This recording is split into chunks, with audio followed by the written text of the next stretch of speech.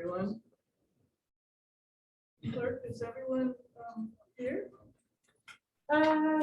Yes, let's go ahead and do a roll call just so we can do a sound test kind of while we're doing this. Thank you. Director Gould, Present. and I know Director Rosalie has been dropping on and off. Are you on with us right now, Director Rosalie? All right, Director Wood is in person. Good to see you. Director Sheets is in person. Good to see you. Kelly. Present. Jones. Here. Director White, good to see you. Director Clark Present. and President Saylor's turning it back to you. Thank you very much. The pledge to the flag.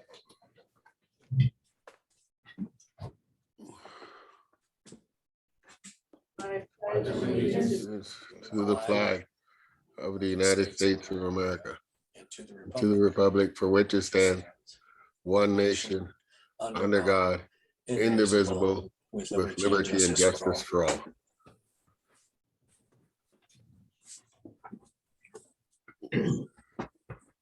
Metro Cable announcement.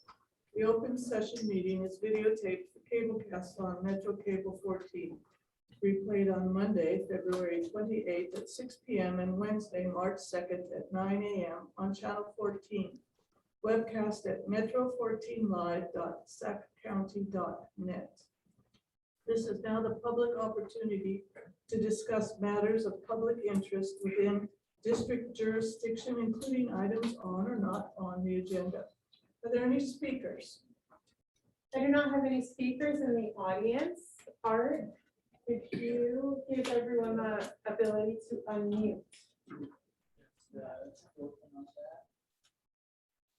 There are about 20 some odd attendees. So. All right, we'll give our 20 some odd attendees the chance to unmute themselves if they have a chance, if they want to say anything, now is the time.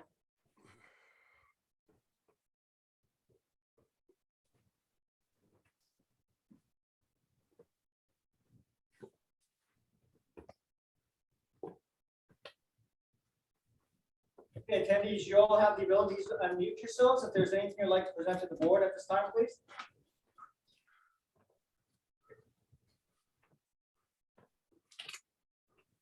No response. Thank you very much.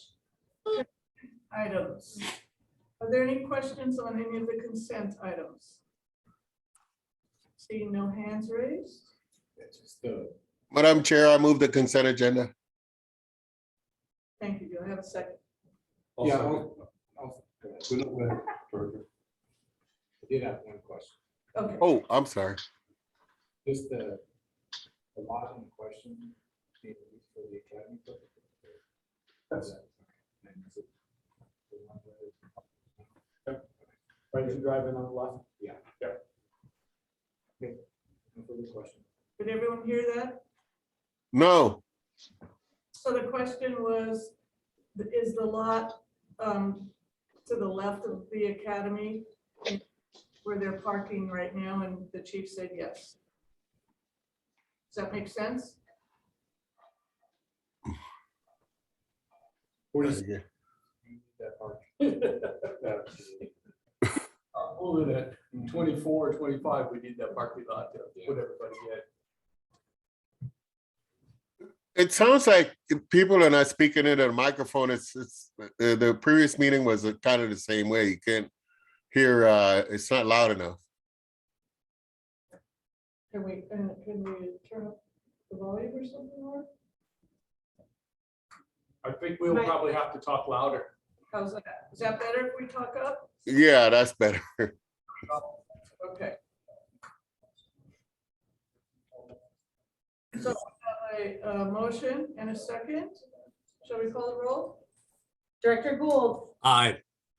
Rosalie is still present or absent. Wood, Aye. Sheets. Aye. Kelly, Aye.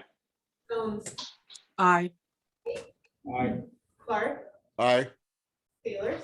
Aye. Motion passes. Moving on to presentation items. The James O. Page EMS Leadership Award to Dave Massengale. Chief Harms.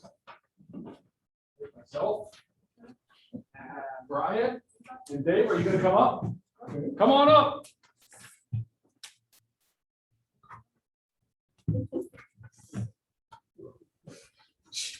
Don't encourage me.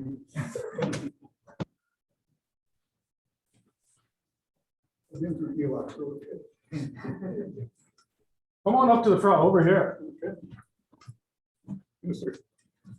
Good evening. Thank you for being able to come into the board tonight. Congratulations on being awarded the James Page Award. We have met once before, but I'm Todd. I'm the fire chief here. For me, this is an incredible honor. James Page I started in 1981 as an EMT. And at that point in time, he had already had a huge impact on the EMS business as we know it today. He had started his career much earlier in, I think it was 60s. I wrote it down here. In 59, he started in LA County, had been there for a while, became an attorney, was a person that was a expert on the emergency show. And for a lot of us, that was the show that we watched that became that interest in to be able to look at EMS, and then went on and provided leadership and the dedication, really focused what we do today, still today, many years later, of our service delivery that we have out there. I had an opportunity a couple of times to talk to James at either a conference or some type of presentation, and he truly was a visionary in EMS and where we are today. To be with somebody now that is receiving that award just talks about the accomplishments that you have been able to do. Brian will talk more about your accomplishments and everything here, but for myself and for Metro Fire, thank you for the time that you spent with us and then what you did really nationally to push the system forward. Okay. So thank you very much for that. Thank you, Chief. Thanks, Chief. Good evening, Board. I'm Brian Gonzalez, Battalion Chief, a new addition to the EMS division. I'm honored to be joined by Metro Fire retired EMS coordinator, Dave Massengale. Tonight, Dave is being presented the James O. Page Leadership Award, presented by the Journal of Emergency Medicine and sponsored by the IAFC EMS section and Physio Control. This award is presented annually to an individual who has played a key role in creating and promoting non-clinical innovation and achievements in the fire service and EMS management and leadership, and has had a positive impact nationally. The award is named in honor of James O. Page, who has been a visionary and national leader in fire service EMS for over 3 decades. Individuals nominated must be committed to creating a positive image for EMS as a whole, while being an advocate of the fire service, making a difference for overall good of the fire service, committed to furthering and strengthening the role and image of the fire service in EMS across the country. The individual nominated must have the following qualities: enthusiasm and dedication toward fire service-based EMS, professionalism and vision, desire for achievement and drive for excellence, and exemplary performance and leadership qualities. Dave Massengale began his EMS and fire service career as an Explorer Scout, volunteer firefighter, then resident firefighter, before being hired as a dispatcher for the Rancho Cordova Fire District in 1980. During this time, Dave also worked as an EMT1 and EMT2 for various ambulance companies, including Cordova, MEMS, and Metropolitan Ambulance. In 1987, he began instructing emergency medical dispatch for the Sacramento Regional Fire and EMS Communications Center. Also in 1987, he was hired as an EMT2 for the Citrus Heights Fire District, where later that year, he was awarded the EMT2 of the Year. In 1991, he began instructing with Medical Priority Consultants, now Priority Dispatch, as a regional instructor. In 1996, Dave was promoted to the Emergency Medical Service Coordinator for the Sacramento County Fire Protection District. In 2004, Dave retired from Metro Fire. During his 34 years as a paramedic and 28 semesters as a college adjunct instructor, he was also instructing in various capacities with the Sacramento County Sheriffs in their post academy and the California Highway Patrol. Dave is still an instructor now mostly teaching remotely, but prior to COVID, Dave spent estimated 250 days traveling all over the United States and Canada. And that's not from me, that's from his wife, Carol. She put that in there. Having taught over 21,000 telecommunicators over the course of his legacy. In 2015, he was awarded the inaugural International Academy of Emergency Dispatcher Instructor of the Year Award. Through my personal research, since 1995, there has not been a James O'Page Award recipient from Northern California, making EMS Coordinator Massengale the first from our area. During the majority of his career, Dave has fought the effects of muscular dystrophy, making his commitment to the EMS and fire service that much more inspiring. His wife, Carol, is with them tonight, who is a legendary paramedic in Sacramento County in her own right. They have 2 sons and 2 granddaughters. Dave is joined tonight by his wife, Carol, son and CAL FIRE Captain Paramedic Michael, and his wife, Crystal, Dave's mother, Harriet, and Dave's sister, Pam, and husband, Bruce. Personally, for me, I'm extremely honored to be here to be able to present this to you. As somebody that grew up in the Sacramento County Fire Protection District, this is a big honor for me. So I appreciate you being here tonight, and congratulations, Dave Massengale. Thank you, Brian.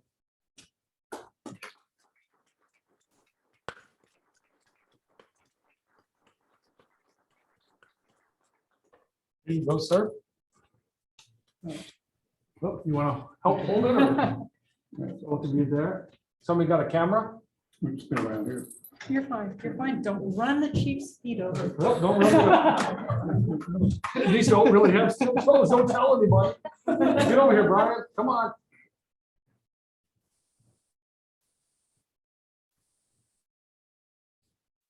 Good. Oh, So Sandy. David had me write a small acceptance, or David wrote a small acceptance speech.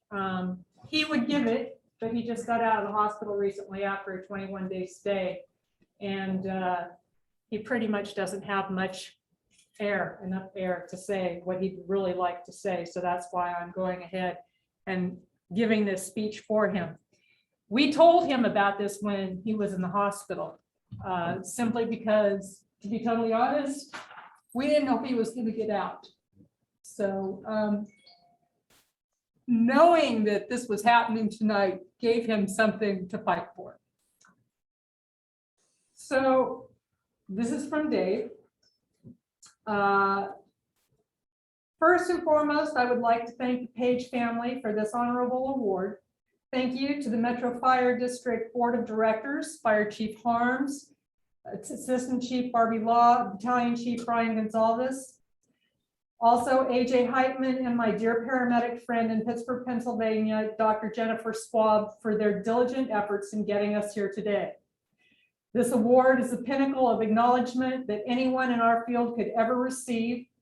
As I understand it, Jen is the one who's started this whole cascade of events.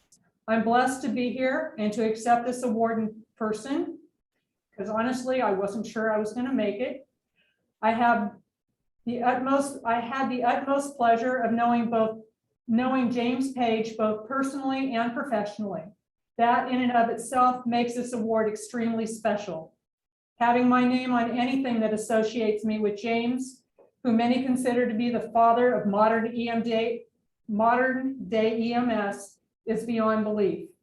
Where would our EMS system be without James's vision for paramedics and the fire service? No TV show called Emergency, no Johnny and Roy, who inspired many generations to become firefighters and paramedics, myself included. I think I've heard that before already. Everything I have done has been with passion.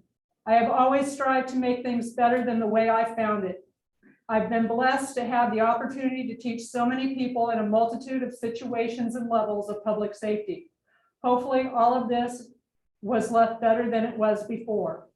In closing, I'm deeply honored to receive this award. It is beyond belief. When my wife told me about being selected the 2022 recipient of this prestigious award, well, to say that I was overcome with emotion would be an understatement. Thank you very much from the bottom of my heart to everyone that had any part in this incredible day. Thank you.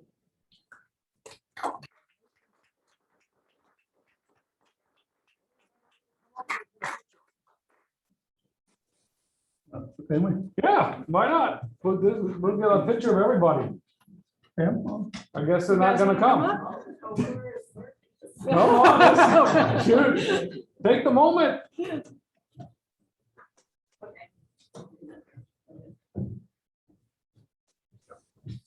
Okay, good. You gotta document the family moment.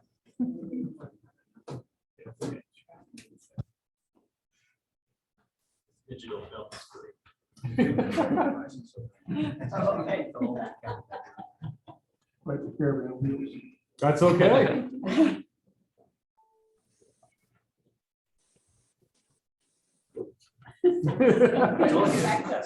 Yeah, So you just we got. don't allow him to drive anywhere. You're good. At work. You get us in?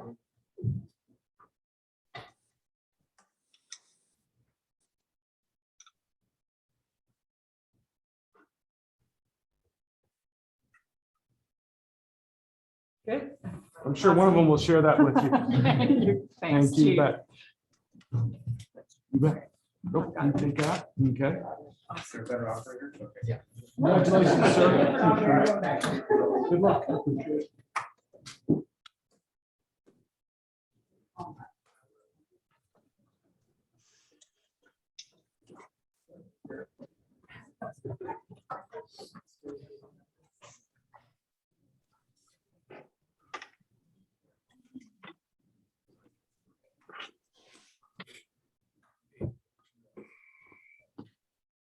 That's true. And it's on. Okay. It's over. Okay, good.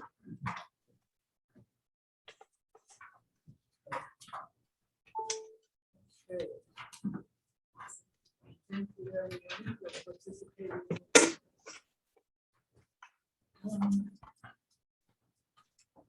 The next presentation item, fiscal year 2020 and 2021 annual comprehensive financial report. Table 2. Chief Financial Officer.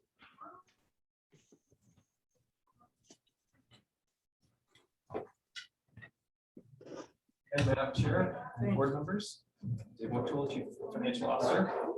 For this agenda item, I'm joined by Ms. Ingrid Scheiklein to present the district's annual comprehensive financial report for the 2021 fiscal year. This report is previously known as a comprehensive annual financial report. Ms. Scheiklein, now on Zoom, is a certified public accountant and managing partner with our Sacramento CPA firm, Richardson and Company. Ms. Scheiklein will provide an overview of her firm's opinion on our financial statements. The act for that I think you've received, I will hold up for people in the room who can see that as our act for 2021. Captures the district's financial condition for that fiscal year. It's compiled after that date and completed by December 31, in this case, December 31, 2021. And at that time, we submitted to the government finance officers of America for consideration for an award and a certificate of achievement, which we received and this board recognized it previously. We hope to receive the GFOA award for next year as well. Let's see, additionally, as we'll hear more about momentarily, we have received an unmodified opinion, known as a clean opinion for this year's ACFR. The ACFR is prepared in conformance with generally accepted accounting principles for state and local governments, and as established by the Governmental Accounting Standards Board. Our controller, Ron Epidrad, leads this gargantuan financial project every year, supported closely by his finance team and many of the divisions that provide support too. To briefly describe what the three sections of the ACFR, when you get a chance to sit down and read it, cover to cover. The introductory section of the ACFR includes a description of the district and the makeup of this board, service areas, and management structure, the apparatus replacement schedule, an overview of the local economy, and a narrative about the district's long-term financial planning. Second section on the financial section includes the independent auditor's report, management's discussion and analysis, which is a narrative as opposed to a summary, in the detailed tables that follow of Metro Fire's financial position over the fiscal year. And it also includes required supplementary information about our pension plans and our OPEB funding and our non-major governmental funds. Financial section also includes basic financial statements, including the net position, fund financial statements, and fund reconciliations. The final section of the Act is a statistical section, includes financial trends, revenue capacity, debt capacity, demographic information, and operating information. We have charts and tables to review there. As mentioned, our ACFR is never complete without the independent auditor's opinion, and we have this checkline to explain the ACFR results as well as their audit methods and what they found. So with that, I'll turn it over to the checkline. Good evening. Can everyone hear me okay? Yes. Yes. Okay. Next slide.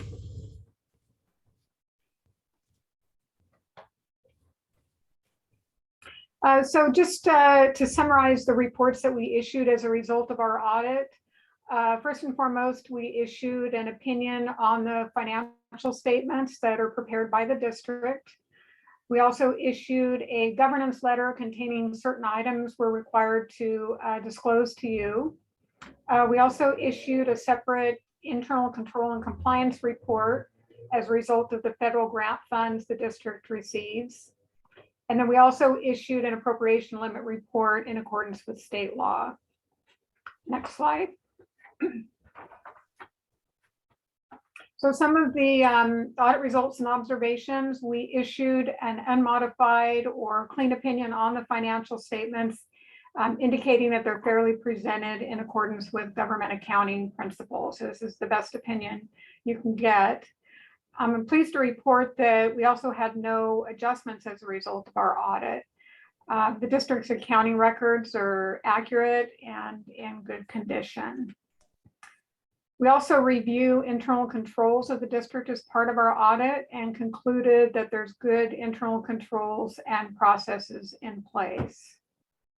Next slide. Some of the financial highlights that we'll see on some of the tables on the next pages. Property taxes, there was an increase of 7.9 million, and revenues were slightly higher than budget by about 747,000. Charges for services increased 8.1 million, due mostly to more medical transports as well as wildfire deployments.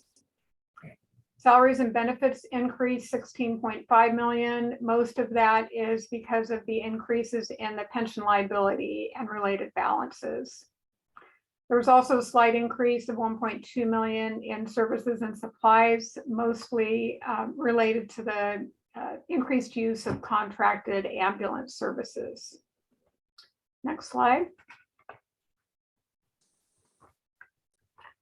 As we will see on a following slide, the unrestricted net position, or basically the equity of the district, is in a deficit position of 667 million, and that is mainly due to the fact that the net pension and the OPEB retiree benefits liabilities are required to be shown on the financial statements, but they're not currently due and payable. They're projections of what resources are needed in the future for both current retirees and current employees at the point in time that they retire.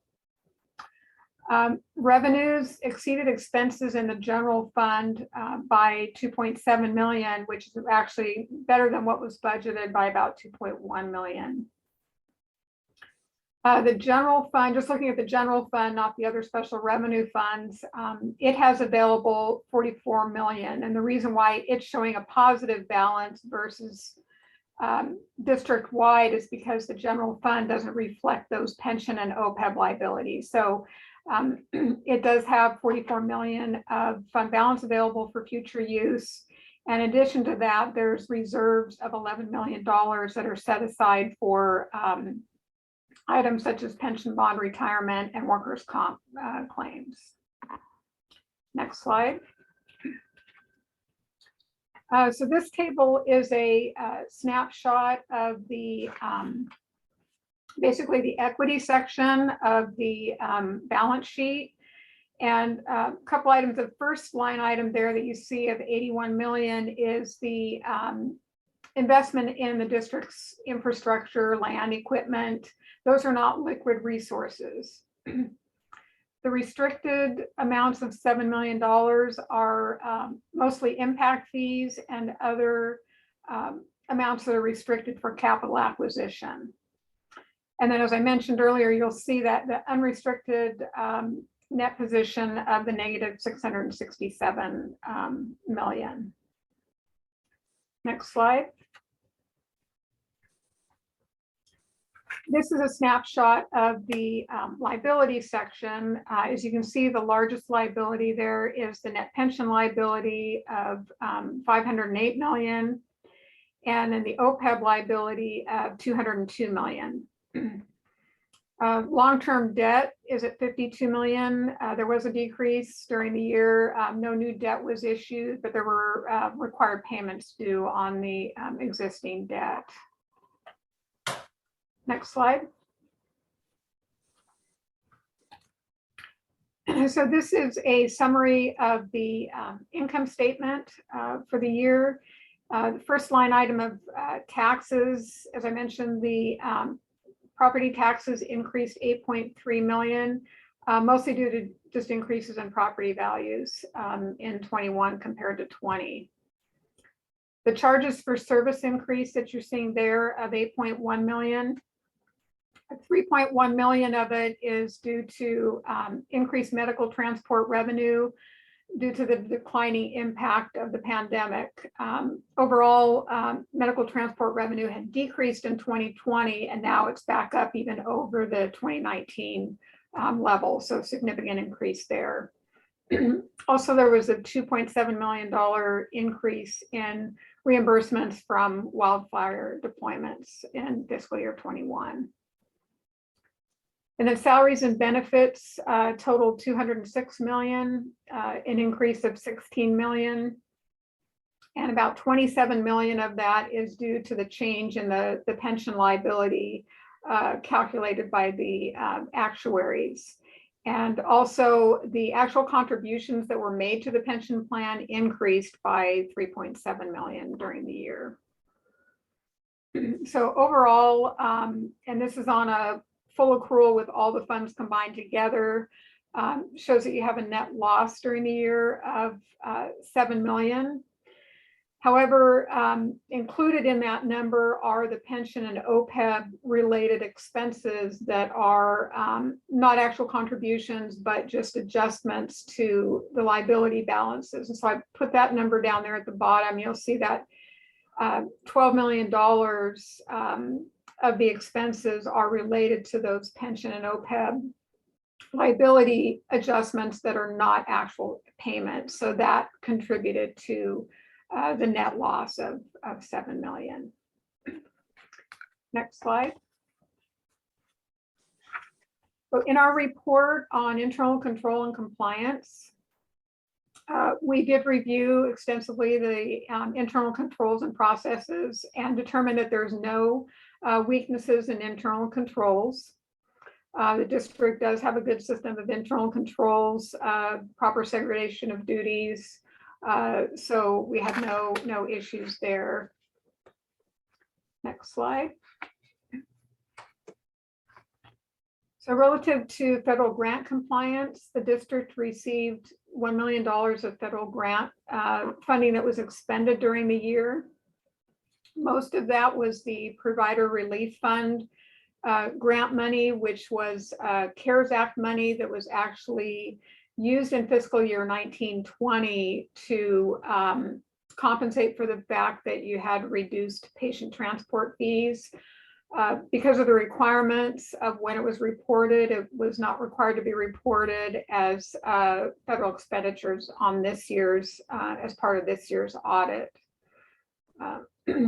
In verifying compliance with all of the laws and regulations governing that funding, we determined that the district was in compliance with those requirements. Next slide. Some of the items that are discussed in the governance or required communications, we mentioned there that there were no significant accounting or audit adjustments noted. The Controller Ron does an excellent job, as well as his staff, of getting the books closed, identifying all of the adjustments needed to present the financial statements fairly. So I'm pleased to report that it's really an exceptional job, the fact that there were no adjustments that we noted as part of the audit process. So I do want to commend him and his staff for that. The letter also discusses a little bit more information about the unfunded pension liability. That liability increased by 43 million during the year, mostly because of the cost that's calculated by the actuary exceeds the amount that's contributed each year. But you are contributing the amount that's required by the actual evaluations. There was 55 million of contributions that were actually made to the pension plan during the year. Pension adjustments to adjust the liability balance caused expenses to increase by 27 million. Next slide.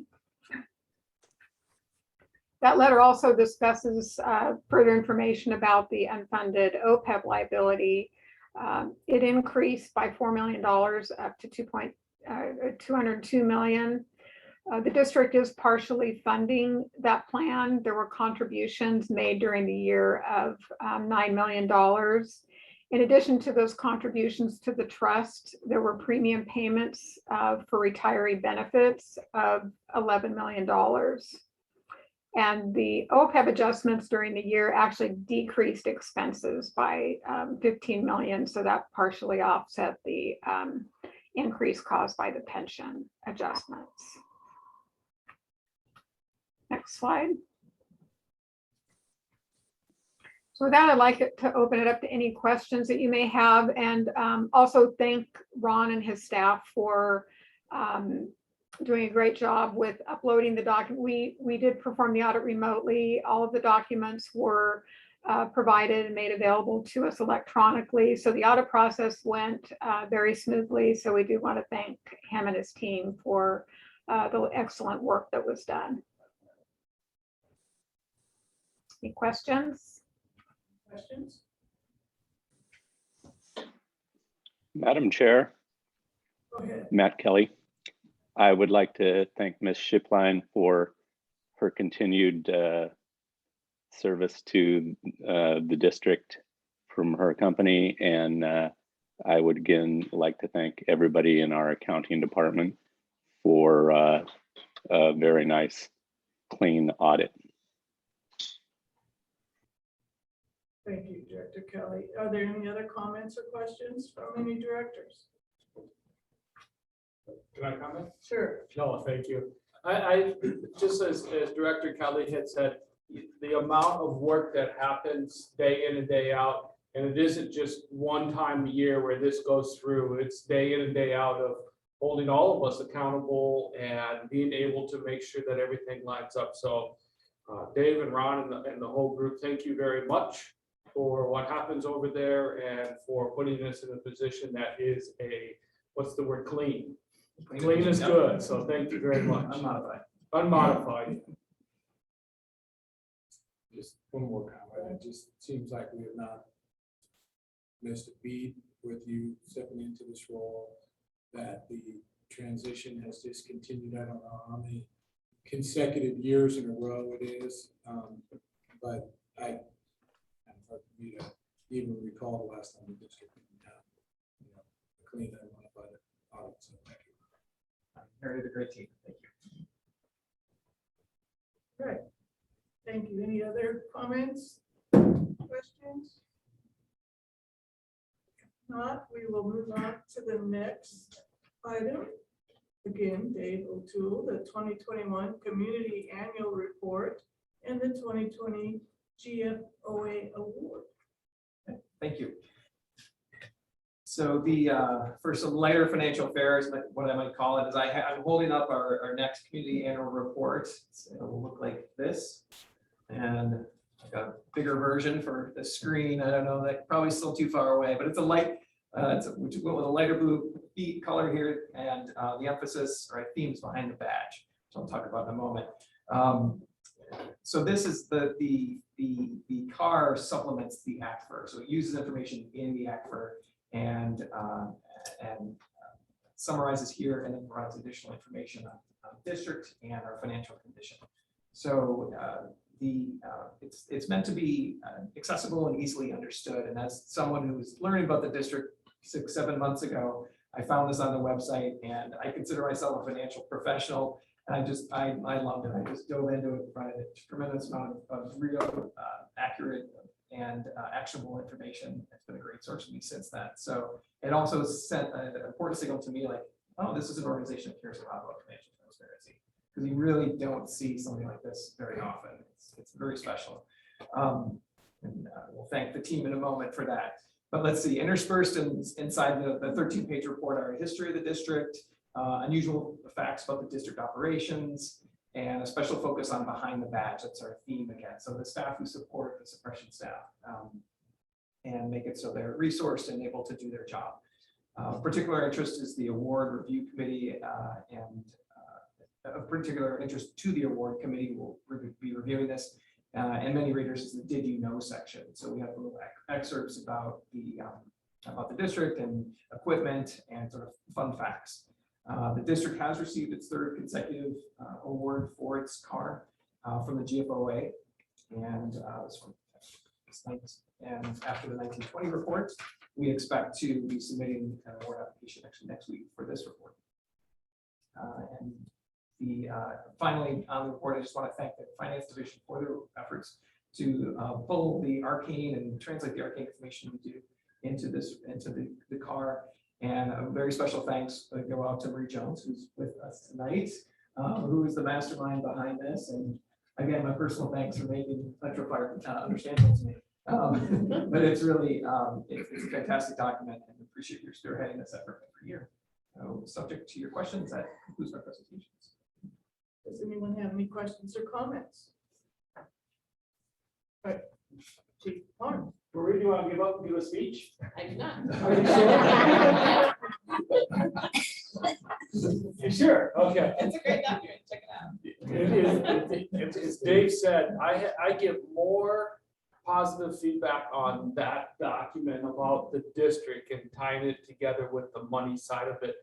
And I think the neat thing and for you is that there's been a number of people that have asked, who does that? And where did you get it? And where did it come from? Because it does. It connects money with what we do, and then it has facts that's in there. And one of the pictures that is in there, I've asked her for a couple of years to take a engine, and I don't know who she may do it, but lay out every piece of tool and actually make the people lay out there and take a picture from above. And I think she just finally got tired of me asking for it, and then finally decided, okay, I'll go ahead and do it. But it is an outstanding job. We will be distributing those in the next meeting, right?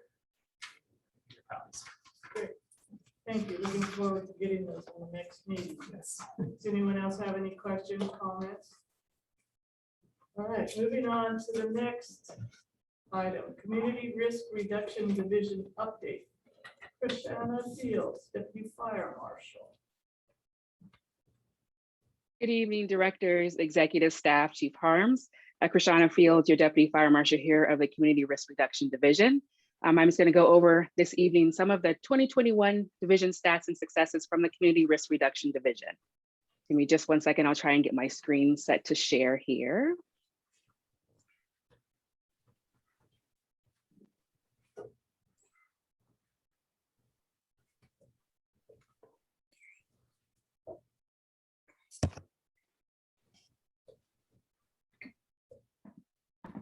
Okay, so like I mentioned, we're going to talk a little bit this evening about the staffing in the Community Risk Reduction Division, some of our division statistics, and then talk about some of the successes in our division for 2021.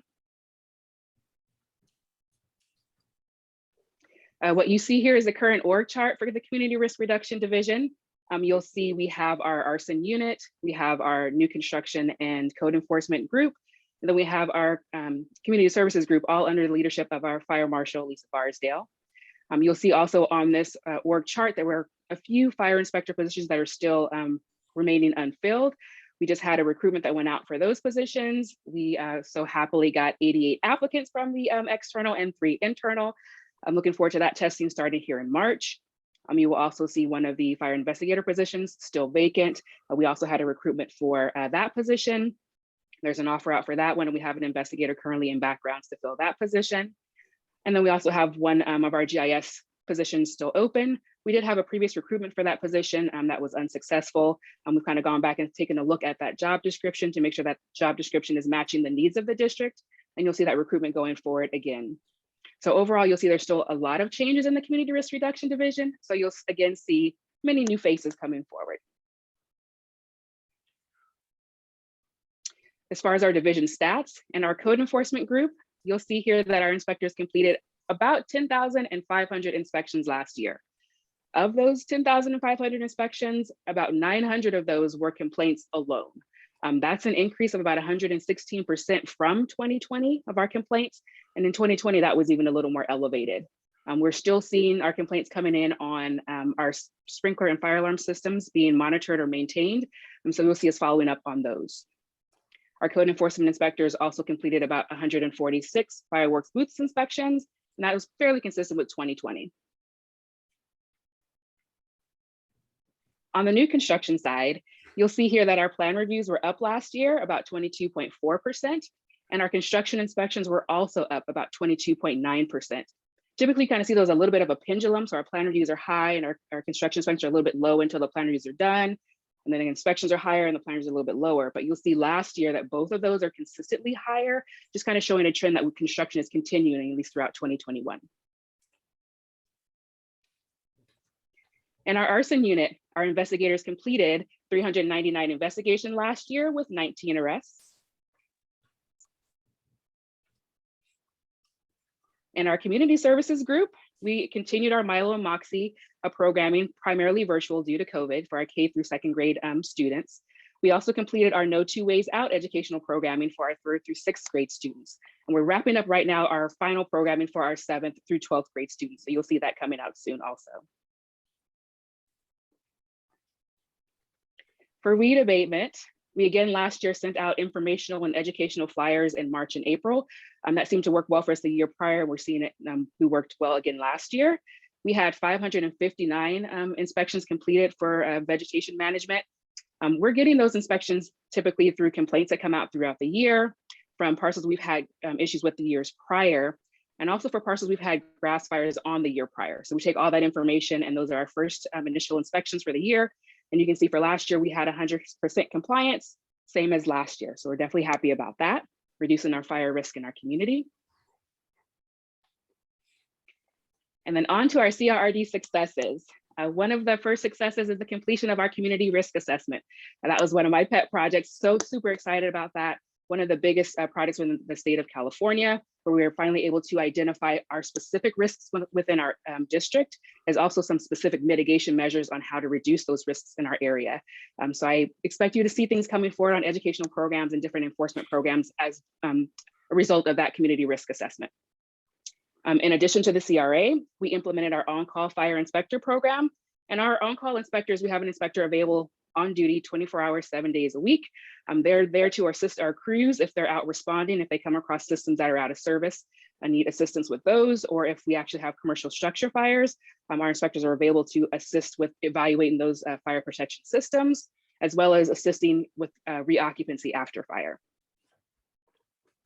In addition to our on-call inspector program, we successfully piloted our supervising investigator program. And with that program, we were able to update some of our arson unit policies and procedures.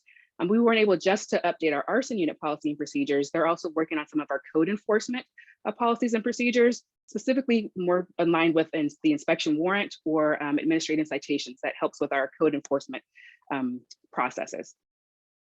In addition to that, in our pilot program, they were able to develop the field training officer manual and the investigator training program to ensure that our investigators are getting the training that they're required to have annually.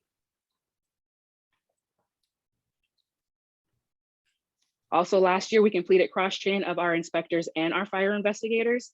This was really helpful in getting some base fire code knowledge to our investigators to assist with their investigations. Similarly, for them to be able to evaluate the effectiveness of fire protection systems on an investigation.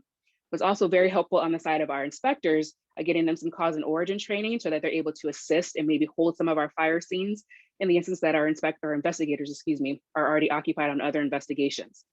Some of that also, that cross training you'll see here on the next bullet, helped our fire inspectors to assist with vegetation, excuse me, cause and origin investigation on the 4th of July.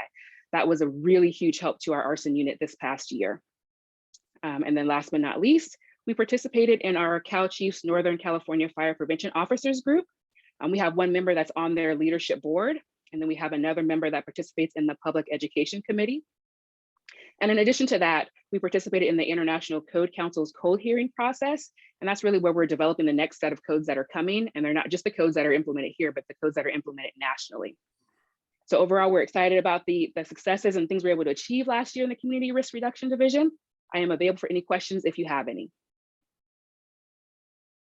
Thank you, Christina. Does anyone have any questions or comments?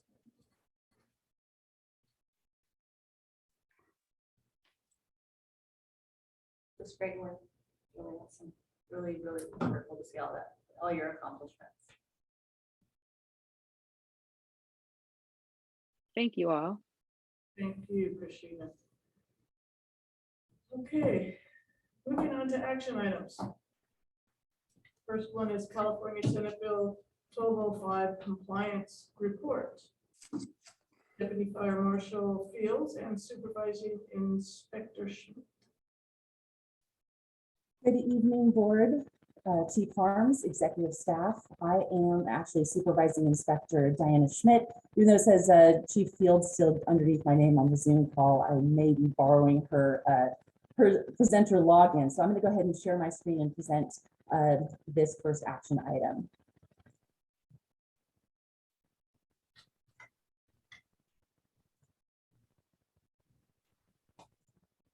All right.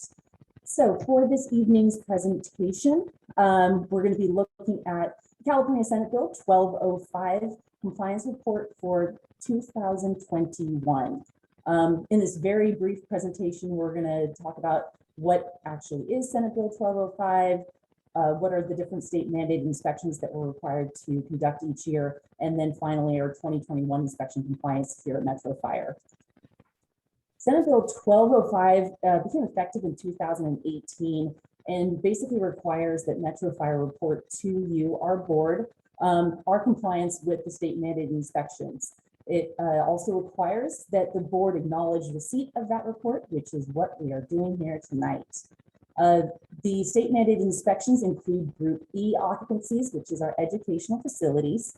These are within Metro's jurisdiction, 200 public schools, 85 private schools, 74 daycares.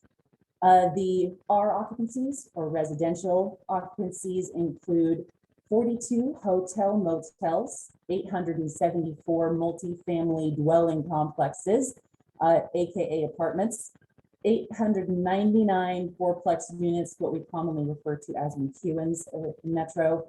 And then we have 82 residential care facilities, which are going to be your Oakmonts, Escatons, those type of kind of senior care facilities. It also includes that we report out on conducting inspections of high rises, which is the one Marriott that we have in Rancho. So in 2021, of the Group E or educational facilities that we have in Metro Fire, adding up the daycares, public schools, and private schools, we have 359, and Metro Fire inspectors completed all 359 of those inspections for a 100% compliance rate. For our Group R residential facilities, adding up all of the McEwens, hotels, motels, and apartments, comes up to 1,898, with 1,898 being completed for, once again, a 100% compliance rate. So unless there are any questions, the staff recommends that the Board of Directors adopt a resolution acknowledging receipt of this annual report regarding the inspection of public and private schools and the certain residential occupancies for the calendar year of 2021. Thank you. Thank you, Inspector Schmidt. If there are no questions, I'll entertain a motion in a second. I would like to Matt Kelly has a question, Go ahead. or more so a comment. It amazes me the number of inspections that we perform on an annual basis. I just did the math on the McCunes, as they were referred to, the fourplexes, and that was roughly 5.2 per day. So congratulations on all of the hard work. Thank you. And thank you. Thank you, Director Kelly. I'll take a motion in a second. Director Gold? Oh, go ahead.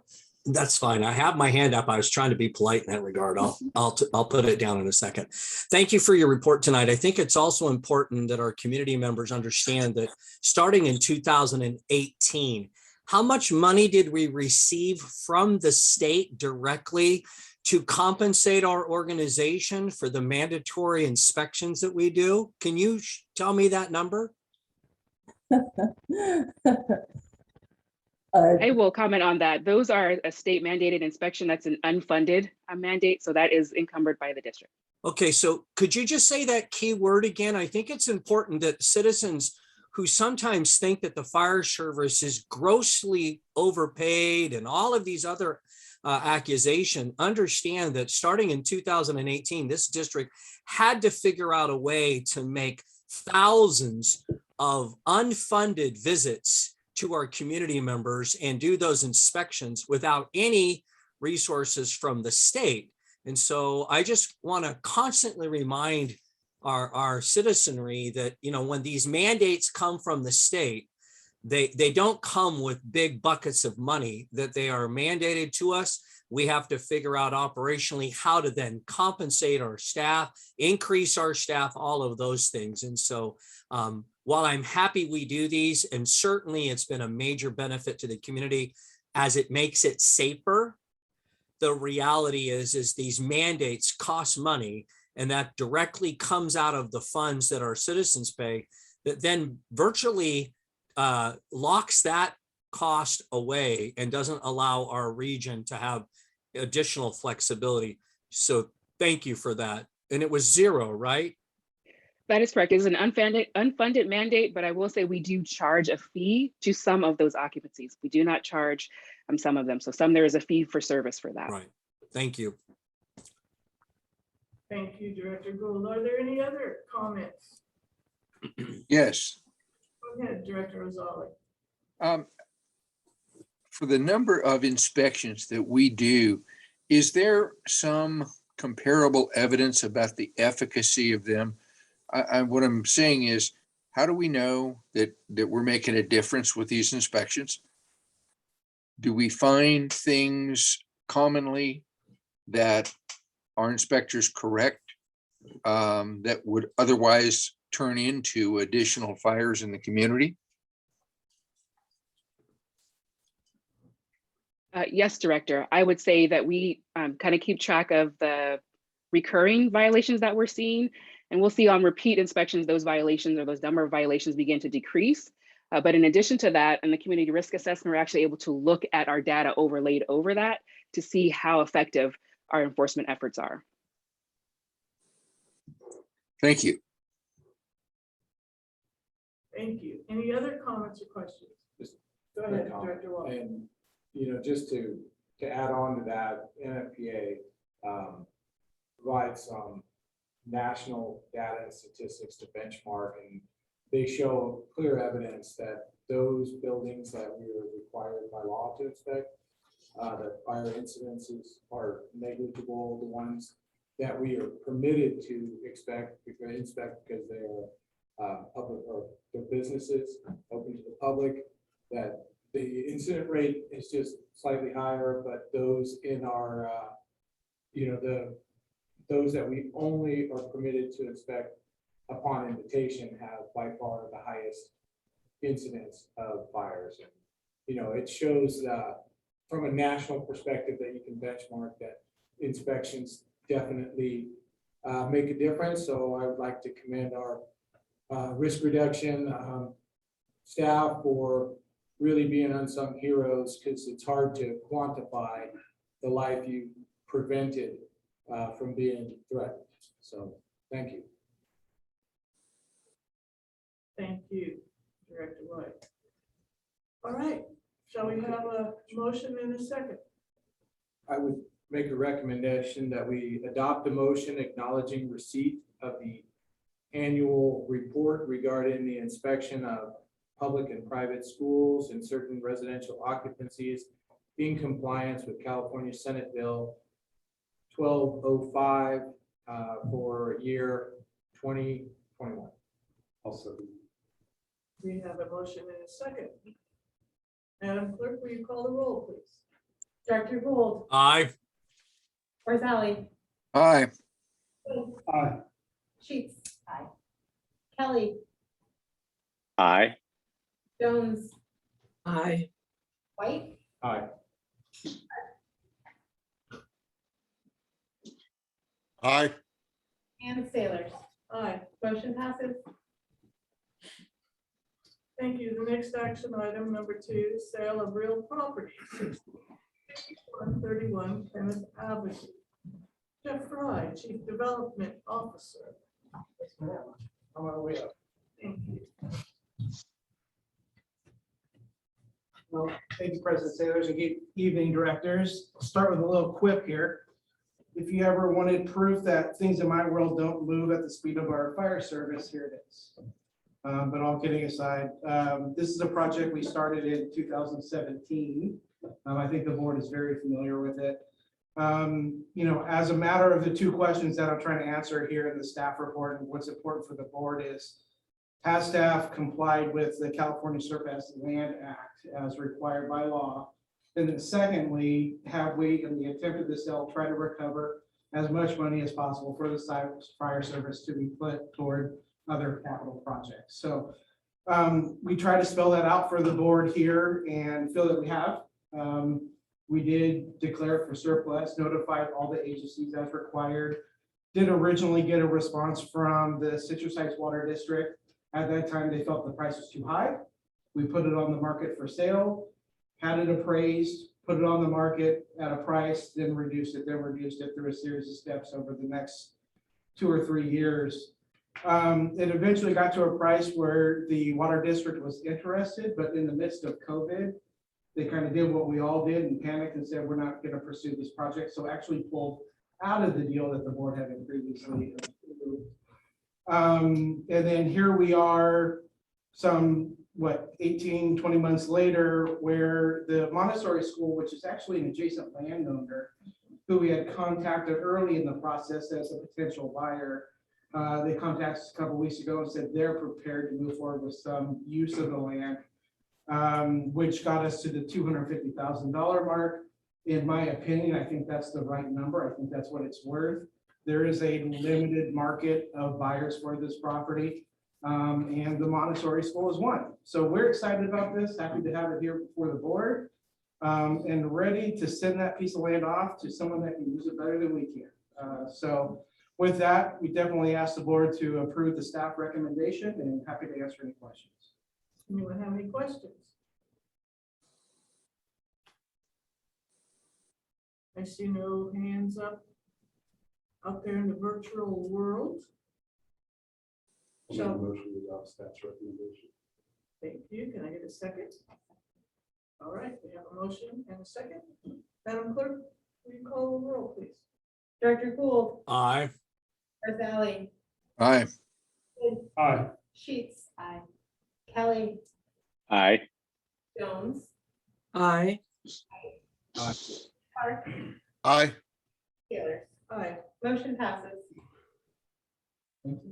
Thank you, Mr. Fry. Next action item number 3, 2021 Sacramento County Local Hazard Mitigation Plan Adoption.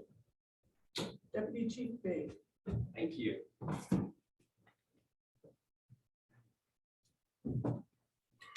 Taylor's Board of Directors, Chief Arms, good evening. I'm here this evening to present to you the local hazard mitigation plan. This plan began in the fall of 2020. We worked through this process. It was definitely a team effort. CRRD, Fire Marshal Barsdale, Jeff Fry, Economic Development, and Michelle Dehoney. A little bit of background. The disaster mitigation plan that began in 2000 requires communities to develop a local hazard mitigation plan to remain eligible for federal FEMA funding. And so in 2016 was the last time this was put to action. And every 5 years it needs to be updated. And then I'll move down here, and I know that everyone received this in their packet. So the participating special districts, including both county and city, there's 4 areas that you participate. One is the mitigation planning, detailed planning area for the risk assessment, identifying potential mitigation actions, and formally adopting the plan. In section N, it has the 7 areas that we work through. And those 7 items are updating our hazard identification assessment, significant changes to the hazard profile. So we're identifying what we had in 2016 and then making changes through that, and through the community assessment that was Chief Barstow had presented to you, updated, and that will be included in this going forward. So with that, you look at the hazard profile and vulnerability assessment, and then updating the mitigation actions to ensure that everything that we looked at 16 is addressed and made changes to prioritizing those hazards. And then I talked about the community risk assessment, which is included also the reduction plan, updating wildfire protection plan, district facility compliance, and essential services. There is no fiscal impact to this. Like I said, it's gonna actually make us, give us the ability to apply for those FEMA and state fundings. And so with that, staff recommends the adoption of the attached resolution. Fire Marshal Barsdale is with us, as well as Jeff Fry, and they are the subject matter experts. And if anyone has questions, they are the ones that I will have us assist with those answers. Thank you, Deputy Chief Bailey. Does anyone have any questions? Just, you know, I know familiar with the 5-year requirement process, and this collaboration with County Office of Emergency Services, or plans in full alignment or integration with that? Yeah, so there's 6 different agencies, from special districts, fire district, us, the city of Sacramento, and the county. So through that process, we met 7 times, and we implemented and put those plans together for a draft, and then final draft, and then a final draft. So it was definitely a team effort, and we worked with multiple agencies that work on this plan. There are everything from natural hazards, flooding, earthquakes, volcano, wildfire. So there's multiple areas that were in the packet that you can look through that we looked at, and it goes from low, moderate to high risk vulnerability. Thank you. Looks like you didn't need any assistance from your team to answer that one too. Good job. I remember the volcano. Yeah. I was gonna say volcano? It's in there. It is. This pandemic. Oh, that God. last in the chat. Oh, pandemic is in there, yes. It is. It is, yeah. We added that, actually. Okay. Does anyone else have any questions? Madam Chair, I move the motion. All right, we have a motion. Second. And a second. Madam Clerk, will you call the roll, please? Director Gould. Aye. Rosalie, Aye. Sheets. Aye. Kelly, Aye. Jones, Aye. White, Aye. Clark, Aye. Steelers. Aye. Motion passes.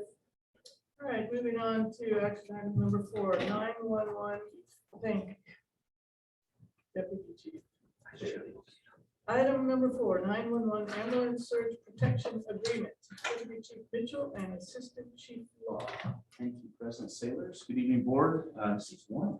That's the hot seat. Seems like a lot of folks rotate. Just to start off, Chief Law was on this item also, but she's unable to attend tonight. She's recovering from an injury. So I just wanted to say thank you to her, the EMS division, all of those that have put their work in to get us to this point with this agreement. A background, I'd like to remind the board that this was, if you recall, an action item for the last I'm sorry, it was a presentation item at the last board meeting. So the presentation was done then, and Chief Law participated in that. So a little bit more background again, in an effort to improve and maintain the number of ambulances available to respond in our 911 system, an emergency ambulance surge protection agreement is needed to provide additional ambulance response capability during times of acute surge and call volume. Just a couple other notes. I'd like to note that we've received no additional input or comments since the last board meeting. There's also no fiscal impact associated with this agreement. And finally, so with all that being said, staff's recommending that the board of directors approve the emergency ambulance surge protection agreement. Happy to take any questions. Thank you, Deputy Chief Mitchell. Does anyone have any questions or comments? Madam Chair, I have a quick question. Go ahead, Director Gould. Chief, as you know, there was some comments publicly made about this particular agreement, and I would just ask that, say 90 days from now, if the EMS division or whoever's appropriate within our group could come back and just make us aware of how this process went for our local providers and who has taken advantage of this, so that we can have a sense of the depth of the surge protection that's associated with this agreement. Absolutely. Thank you. Are there any other questions or comments? Director Kelly, I had one question, and I read through the agreement, but I neglected to understand if we will sign up one company or multiple companies. Director Kelly, good question there. This agreement can be entered into between us and any currently approved ALS ambulance provider that's private in the county. So that's not currently under our surge protection agreement. The only existing one we have is with AMR. This would be put into place for that emergency need due to drawdown with any of the others that are accredited in the county to provide ALS transport. Madam Chair, I make a motion that we adopt staff's recommendation. Thank you. We have a motion. Second. We have a second. Call the roll. Director Gould, Aye. Rosalie, Aye. Aye. Sheets. Aye. Kelly, Aye. Jones, Aye. Clark. Aye. Wheelers. Aye. Motion passes. Thank you, Deputy Chief Mitchell. The next item on the action list is number 5, guidelines for observing negotiation meetings, presented by moi. And on your screen, you will see the finalized item. Has everyone had a chance to review it in the packet before tonight's meeting? Yes. Questions or comments? Drafting it. I appreciate the time and attention you put into it. Thank you. If we don't have any questions or comments, I have a list from the original meeting of 4 people: Director Gould, Director Sheets, Director Jones, and Director Rosalie, that were the original people that volunteered to be observers. Does everyone else remember the same? Okay. At that, then can I get a motion in a second? So moved. Madam Chair, I have a question before we go that route. Go ahead, Director. I just wonder if in this document, there ought to be additional language that provides some type of recension or date of termination, or language to the effect of at any time the board can rescind this. I just saw no conversation about how long this particular guideline stays in play. Very good, very good. Good point. Yeah.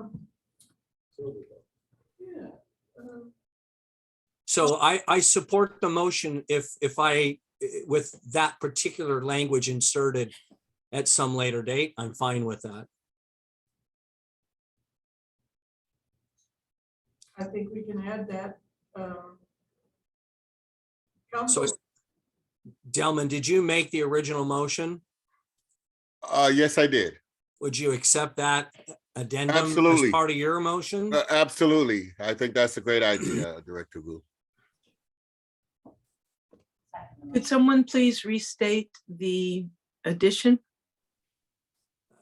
Gay, I think it's just to work with our legal counsel to insert some type of a comment relative to limitations of how long this guideline would be in play, or action that could be taken by the board to rescind, or edit, or adjust it. And I know that's kind of an open power that we enjoy, but I'm just wondering if it would be in our best interest to say we have the ability down the road, should we need to have it sunset. Well, may I suggest the board shall review this from X amount of time to X amount of time? Yeah. Something like that, because that doesn't predispose a decision to continue or not continue. It just says review, and then all our options are open. Yeah. It could be on a annual basis. It could be on rotation, the schedule of negotiations, etc. Yeah. So I'm sure John Lauber will come up with good language. So I can do that. I'd like some direction from the board. Do you want to have this sunset? I think the intent was to have the observers available during the course of the current labor negotiations. So we could frame it in a way that way, or we can frame it like Director Jones suggested, that it just be reviewed periodically and can be withdrawn upon approval of the board at a properly noticed meeting, something like that. Yes, John, John, could we go with language that says at any time the board begins negotiations? I know that may preclude this one, but I'm just wondering if we actually trigger a review, as Gay mentioned, we trigger a review when we're anticipating a cycle of negotiations, because sometimes those are 1, 2, 3 years. And so I'm just wondering if we could put language in there that makes this something that we have to review. I like Gay's idea of review, but we do it in anticipation of upcoming negotiations. That sounds good to me. I can certainly do that and send it back to President Sailors. that sounds. So do we need to withdraw the motion? No, so you can make someone, if it's their pleasure, can make a motion that this be adopted with language that states that anytime the board anticipates a cycle of future negotiations, that the guidelines will be discussed by the board for determination as to whether it should be put in place for that anticipated set of negotiations. I Okay. didn't say so that the real well, motion but something stands. like that. But you can make a Motion motion stands for then. that addendum. Okay, just a suggestion. Maybe the maker of the original motion should withdraw their motion, and somebody else can, or a said individual can follow Council Labra's suggestion. Okay, Sure. I will withdraw the motion Now make a new one. upon review. Yes. Go ahead, Delman. You did a great job. So with this. I'll go ahead and make the motion with the discussed review that we just talked about. I'll second what he said. all right. So we have a motion. If we need a second, I'll be glad to second it. We have a second. We have a second. Yes. Madam Clerk, will you call the roll? Yes. Director Gould, Aye. Rosalie, Aye. Wood. Sheets. Aye.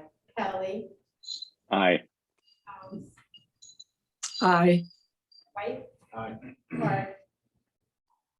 Aye. Sailors. Aye. Motion passes. Thank you.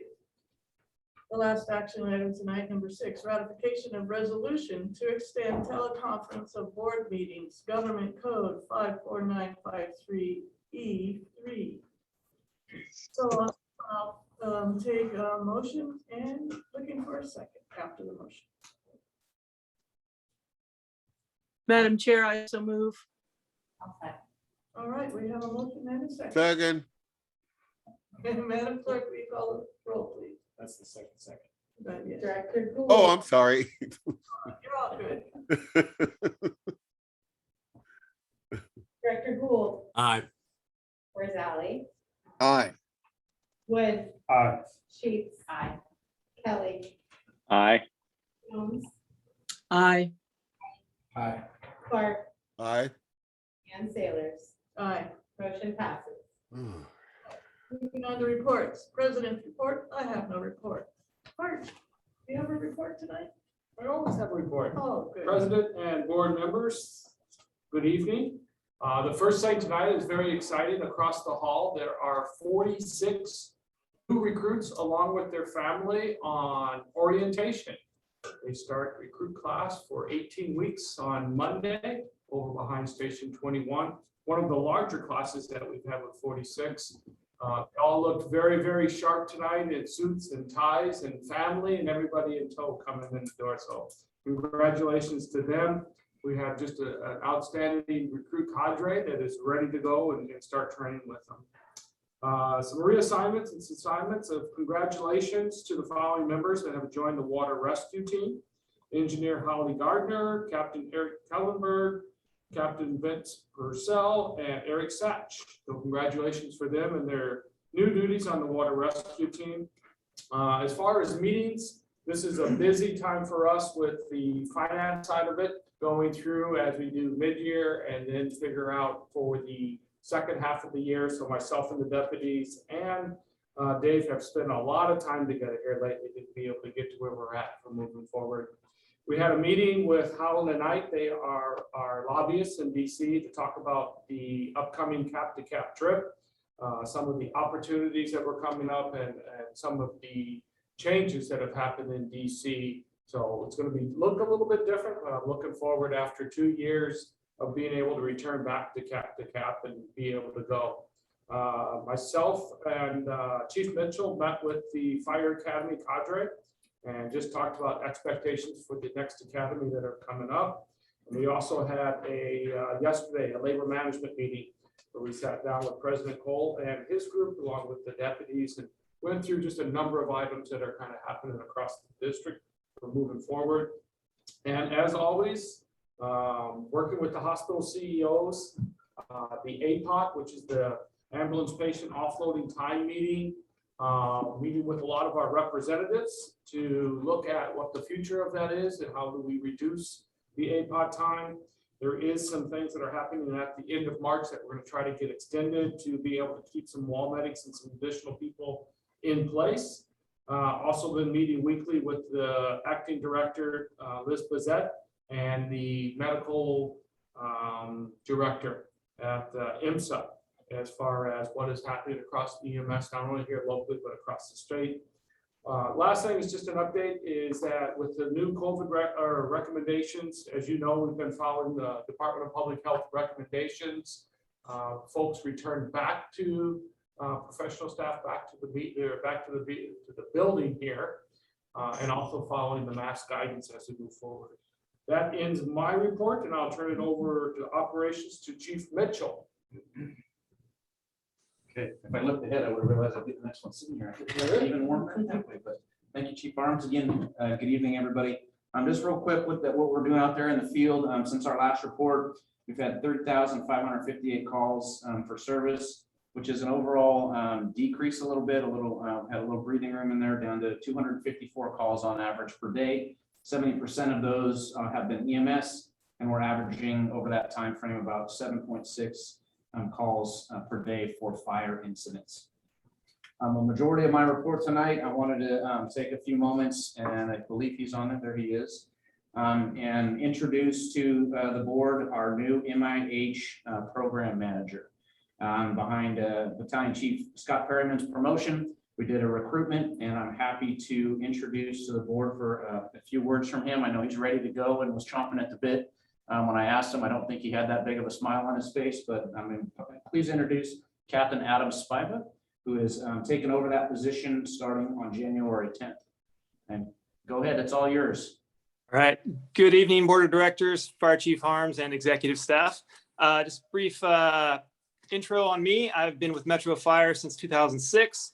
I've been a captain for a little over 4 years now. And as Chief Mitchell said, back in January, I was asked to take over the MIH program. And so it's been a exciting learning process the last few months. So far, as many of you may know already, the MIH, or Mobile Integrated Health, operates a single unit, which is an SUV staffed with an advanced provider, which is a nurse practitioner or physician assistant, and a firefighter paramedic. We are in service Monday through Thursday from 8 a.m. to approximately 6 p.m. every night.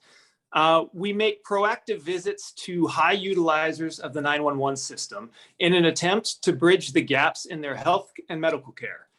We found that many of our patients are using 911 because they may not know how to access the medical system that they are enrolled in.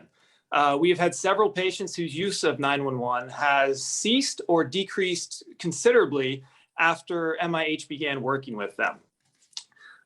Sacramento Metro Fire personnel do have the ability to request MIH and respond to a low acuity call, but so far we haven't been using that capacity yet.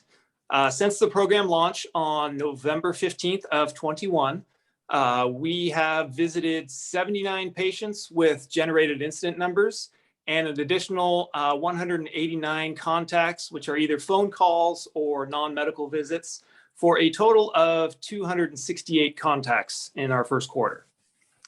All of our advanced providers are here part-time, so there have been some challenges filling all of our shifts.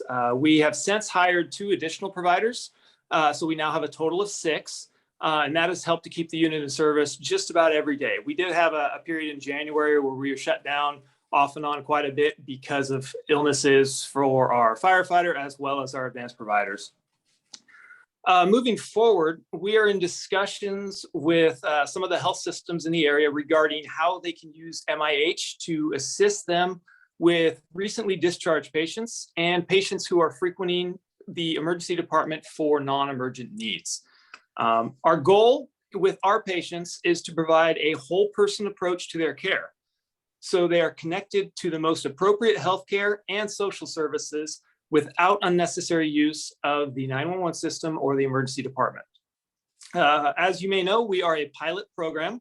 We are grant funded through November of 2022, and we're currently seeking funding sources to help the program carry on indefinitely. So that would be insurance companies or additional funding through health systems, or perhaps even grants from local and state government.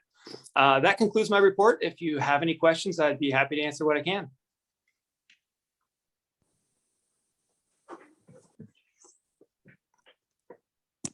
I have a question, if I may. Yes. Captain Spiva, you indicated that November of 21 was when the unit went into service. Previous to that, had that unit been geared toward COVID-related calls? I thought we had something going far earlier than that. Yes. In fact, we were working throughout the pandemic in a different capacity, primarily testing and doing mobile testing and things of that nature. And that was spearheaded with Scott Perryman and his crew prior to my accessing the program. But the program in its current state, where we're operating proactively, reaching out to patients in our community, that has started with the grant funding that began in November of 21. All right, well, good luck finding additional funding, because of this program, I'm sure will be a huge success. Thank you. Yeah. I had a question. What is the annual cost of the program? Currently, our grant funding that we have to operate for this year is about $1.1 million. And that's coming from UC Davis Health, Sutter Health, and Dignity Health. And just as a follow-on, the evidences that we're using to say that there's a return on investment, it sounds like you're seeing some solid results from this.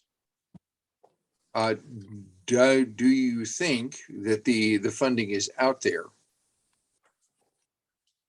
Yeah, I think as we ramp up with our call volume and we begin to see more and more patients, the hospitals will start to notice that we are keeping patients out of their emergency room, which will hopefully save them pretty significant costs. I see. Well, it sounds like a great program, and I appreciate your telling us about it. Thank you. One other item, if I could add, imagine how that could have an effect on wall time. Yes, absolutely. Thank you, Captain Spiva. Nice job. I appreciate your time tonight and good to see you in that position. You have done and will continue to do great things. I think this is an early on in the program, is our first quarter. We focused on proof of concept. Let's get it out there, get it, figured out on where the challenges may or may not be in our system. Now we're moving into that phase of where else can we integrate it into the bigger healthcare system with post surgery, discharges and things like that. And then again, working with our mental health partners to do some of those things. And then the next phase is going to be how do we gather that data and put it together to tell the story. And then that final piece that Captain Spiva and I have been talking about is figuring out, okay, now that we have the story to tell, how are we going to secure those additional revenue streams? And we have some stuff out there that we're hopeful will come to fruition, and more to come on that. So with that, that'll end the operations report. Thank you very much. Next report up is Firefighters Local 522 report, PC Matt Cole.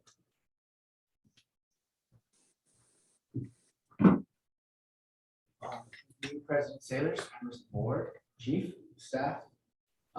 First, I'd like to announce that we have an interim director at 522, Michael Gomes, taking on responsibility as our third director.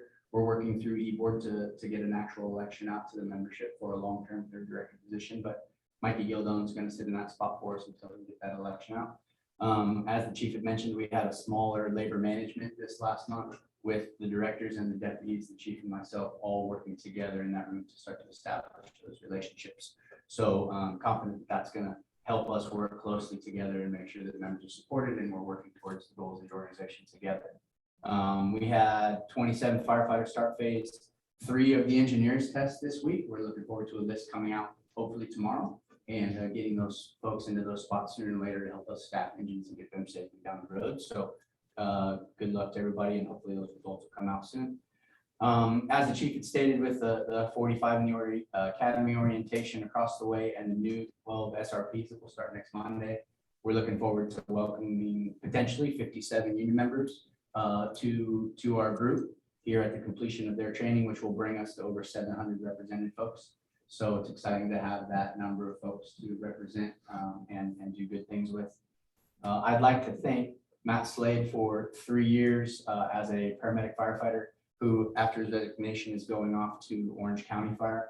Greg Griffith with 4 years of service as a paramedic firefighter here, who is going off to Chino Hills. Vince Kobe, 5 years as service as a fire inspector, heading off to El Dorado Hills. And Jason Hilmer, who after 2 years as an SRP and 3 months as a paramedic firefighter, has also resigned and is moving on with AMR.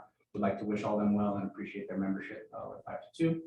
We would like to really sincerely thank the board for sending in an observer to the negotiations.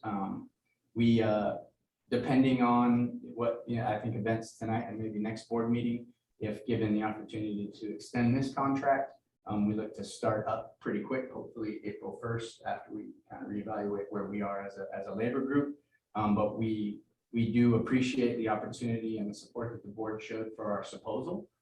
We took that to the membership and had a 97% positive vote for that. The takeaway at 522 leadership was that the membership was really unified and confident behind the plan of staying in contract, extending this while we negotiate a longer term extension of our MOU. And also we're very grateful and for the opportunity to stay under contract while we negotiate so that we can work together to address some of the other things in the organization that will make this a place where Matt, Greg, Vince, and Jason want to put in a full career. So thank you for all that. That concludes my report. Thank you very much. Up next, committee and delegate reports. Executive committee, I have no reports. Communication Center, JPA, DC Wagner.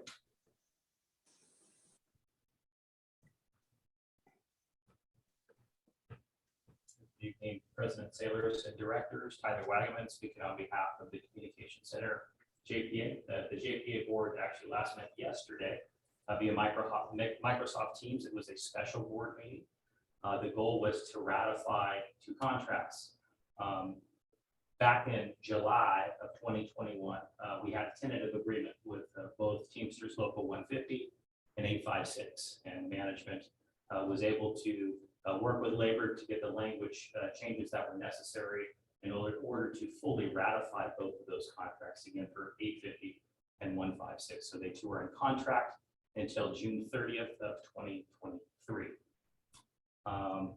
Outside of that, as I spoke at last board meeting, Deputy Chief Bear from Consume This Fire is now the Chief Executive Director at the Communication Center. And although we aren't directly overseeing the day-to-day operation at the comm center, we are indirectly still have our tentacles in assisting Chief Bear with his transition into a very challenging process. So he's figuring out all the bugs in his system as he sees it today, and we are there to assist him along the way.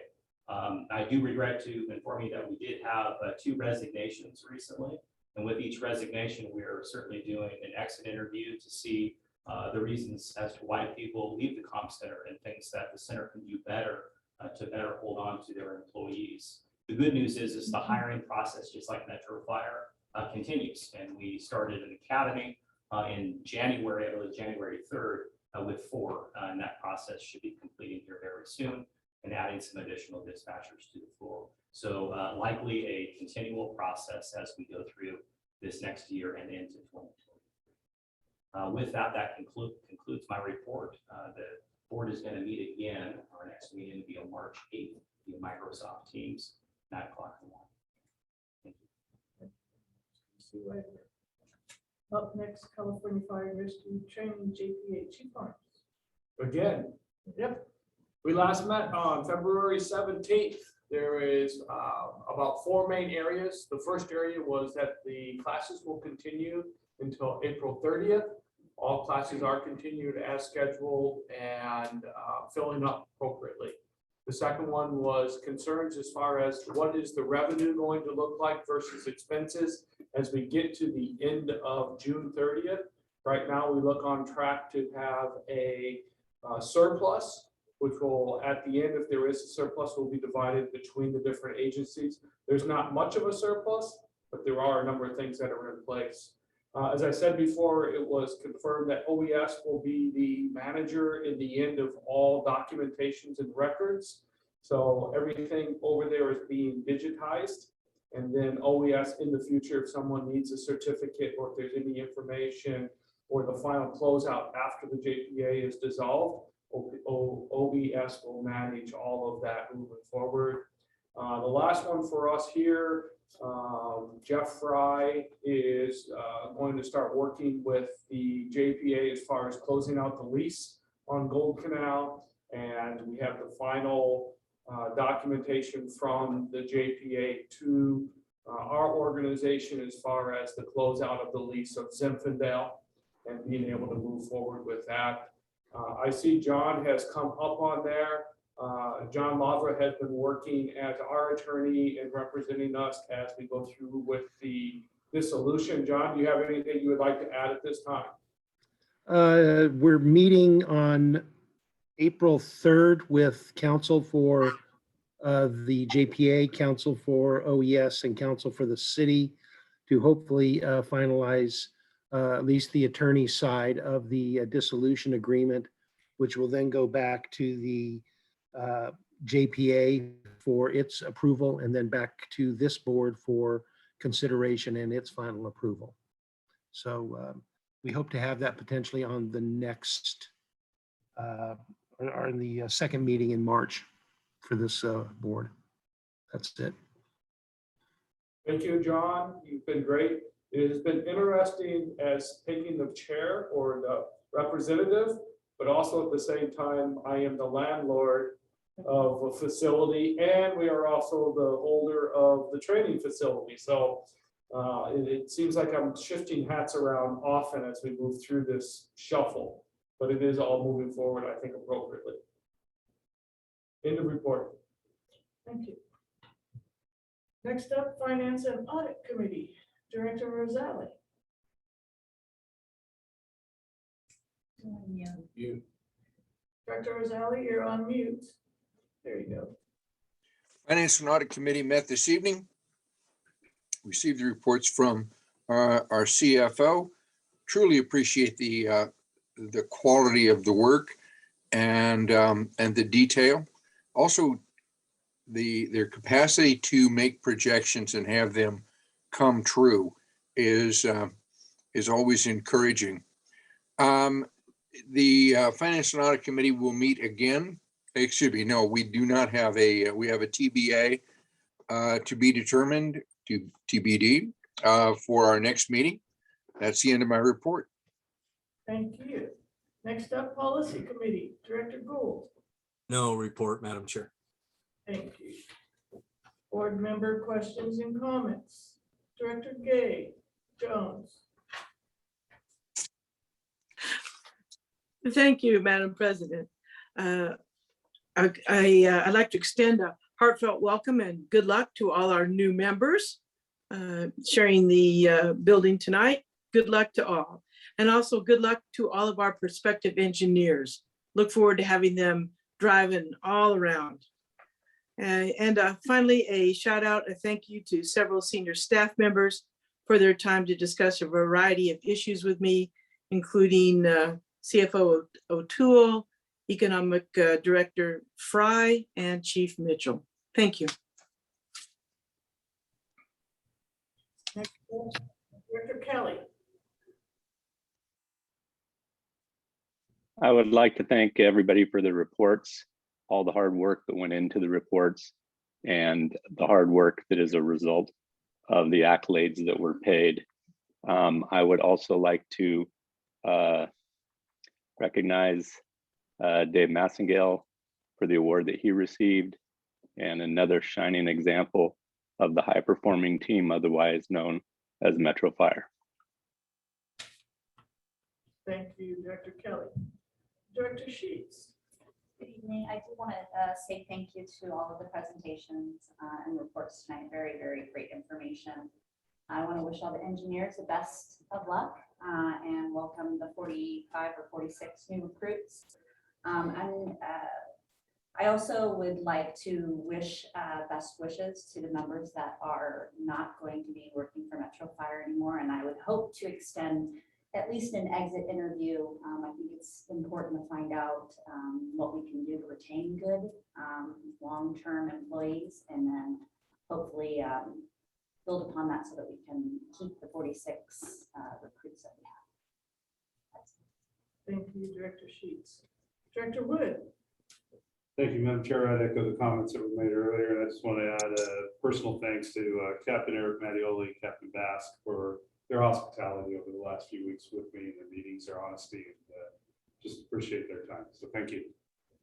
Thank you. Director Rosalie.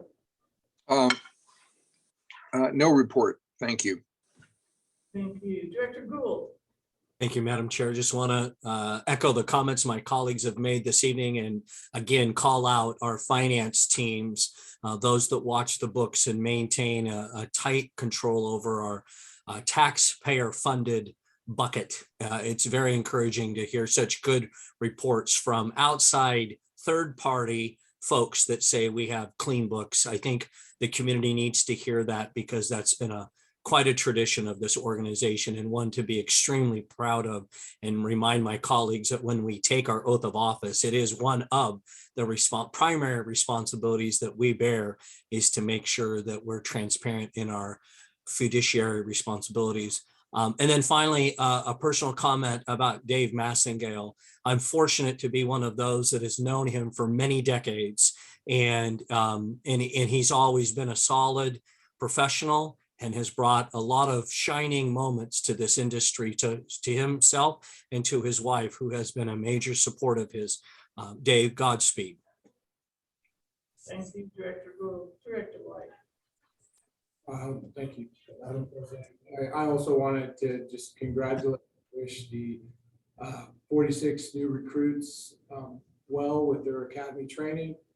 Wanted to acknowledge the good work and the reports from both the finance division as well as our community risk reduction division. Wish all the engineer candidates good luck. Wish Chief Law a speedy recovery, and congratulate Jeff Fry on finally selling that piece of dirt on Canal. And last but not least, just all the men and women at the Metro Fire Department, just thank you. And we had, especially the crew at 59 who responded to a family member last week and just provided very competent and compassionate care, and we really appreciate how they took care of our family members. So thanks to all the men and women, and especially the crew at Station 59. Thank you, Director White. Director Clark. Yes, I'd like to also echo the comments of my fellow directors and to thank everyone at Metro Fire staff, those involved, for their professionalism and the excellence that they display continuously throughout Metro Fire. Thank you, Director Clark. I too would like to thank everyone for their excellent presentations tonight. The standard of excellence that this district continues to provide is just amazing. In every department, the logistics, the suppression, the what's it called? The Fire chief? Fire Fire chief. No, sorry.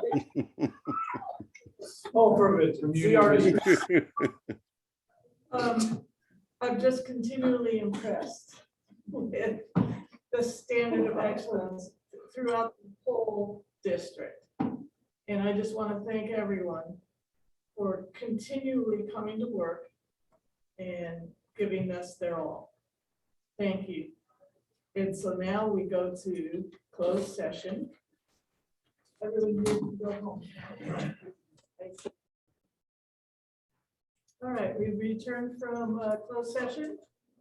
Council Lavero, would you like to report out, please? Yes, thank you, President Sailors. The board met in closed session to meet with its a labor negotiator with respect to the labor negotiations involving the labor organizations identified in the closed session agenda, and no reportable action was taken. Thank you. Thank you. Adjourn. Bye, guys. Be safe. Bye. Still a good one.